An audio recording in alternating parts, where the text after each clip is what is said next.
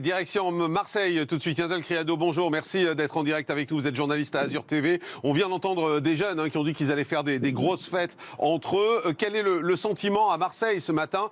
C'est plutôt la colère ou la résignation?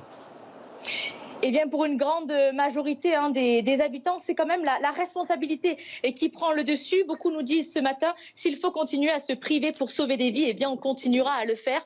D'autres nous disent, ça relève quand même du bon sens, ne pas se regrouper nombreux entre amis ou en famille. On le faisait déjà. Finalement, ce couvre-feu ne changera pas grand-chose.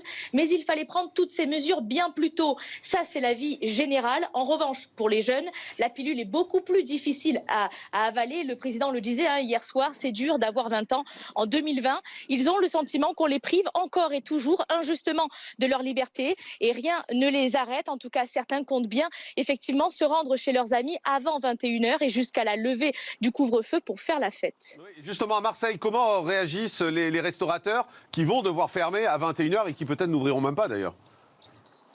Eh bien, pour les restaurateurs, en tout cas, l'atmosphère est tout autre. Ils sont à bout de souffle et très en colère car ils vont devoir encore s'adapter à de nouvelles règles. Fermer à 20h30 sera le coup de hache final, nous disent-ils. Un gouffre financier pour eux qui font principalement leur chiffre d'affaires le soir en cette période de l'année. Et puis, surtout, à 2 jours des vacances de la Toussaint, c'est aussi fermer la porte à tous ces touristes qui viennent très nombreux à Marseille, en particulier ici sur le Vieux-Port, une zone bien sûr très touristique. Un dernier mot. Le problème, c'est quand même surtout les week-ends, non? Vendredi soir, samedi soir, c'est plutôt ça le problème à Aix et Marseille, comme dans beaucoup de villes. Alors oui, principalement, c'est toujours le week-end que les gens se regroupent, se retrouvent, sortent et font la fête dans ces deux grandes villes de la métropole, Aix et Marseille, où beaucoup d'étudiants sont installés. Mais finalement, avec l'arrivée des vacances, les regroupements et donc les risques de clusters pourraient bien se développer, se multiplier toute la semaine et pas uniquement le week-end.